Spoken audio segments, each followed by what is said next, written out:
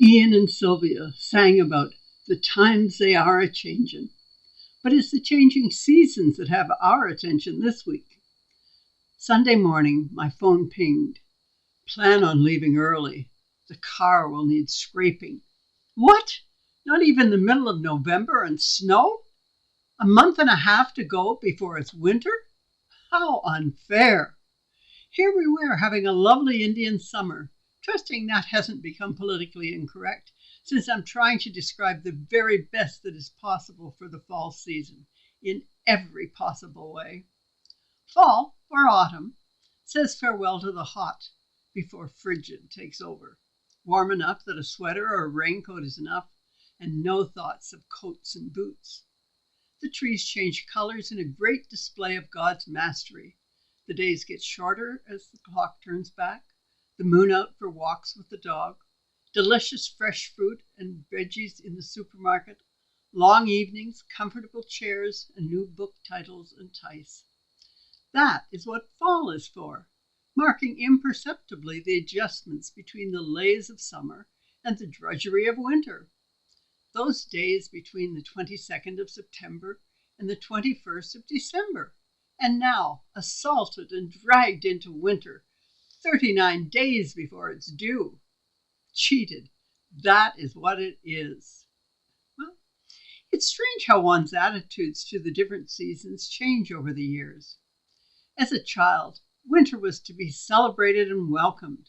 Snow meant sleds and snowmen, and skating and skiing, snowball fights and sliding across frozen rivers and shallow waters, hockey season and the Maple Leafs to cheer on with Dad, their games every Wednesday and Saturday night.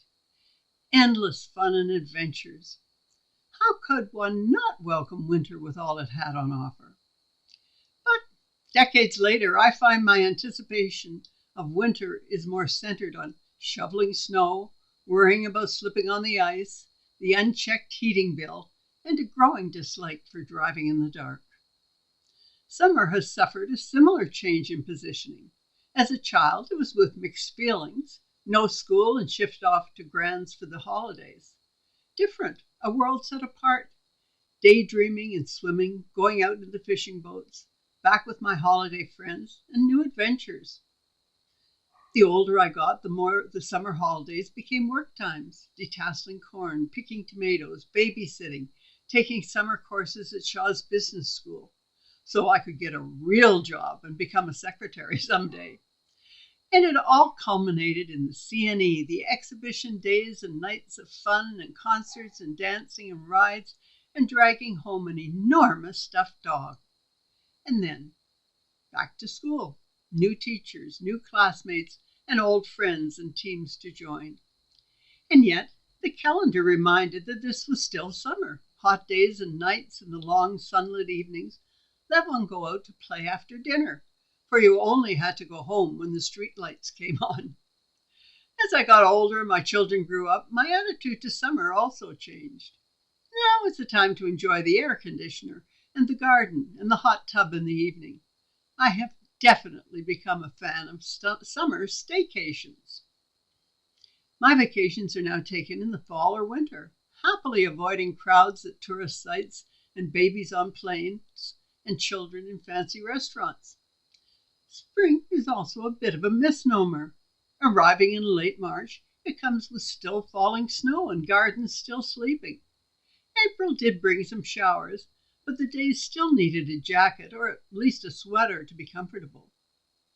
But along with Easter came the biannual turnabout of your cupboard.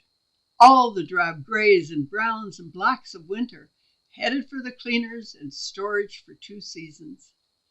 Out came the pastels and the bright striking reds and greens and yellows and white shoes on display once more.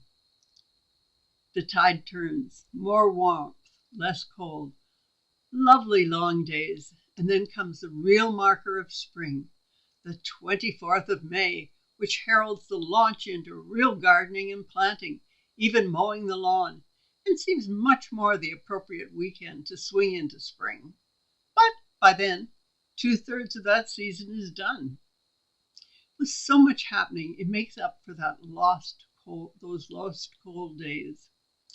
The end of May and then June, perfect weather, promise of holidays and summer to come. Not too hot, but those iced up joints have thawed, and there's a lilt to your feet as toes peek out of sandals, and boots are mercifully locked away. When spring finally arrives, it feels like one has been released from detention, from the demands of school and books and papers and the arbitrary rules of others. Breaking loose to run and jump and spin, freed at last of hats and coats, boots, gloves, and scarves. Well, every season has its own peculiar charms. Charms that enchant at one point in your life, but perhaps not so much in another. The never-changing sameness of the seasons' names and the dates on which they launch are offset by the unique surprises that come with the passing of the days. The utter disregard for our expectations of the winds and rain, the sunsets and rises, the cold and the heat, the peaking of buds above snowdrifts, the blossoming, the harvesting, and the sleeping of the lands. They come as the day deems, not as the calendar declaims. How wondrous is God's creation, the uniqueness of his gifts in the land and the waters and the sky, the ever-changing reality that is ours. And so I pray, gracious Trinity, thank you for this fascinating world of change and seasons. Thank you for the tides and mountains, deserts and icebergs, the incredible diversity of animals sporting feathers, fur, scales, and skin. Not just to look about each day and see with new eyes all that you have given us, the boundless beauty, the bizarre practicality, and the platypus, which proves that you have a sense of humor. Give us eyes that see and a heart that cares. So may it be. Amen.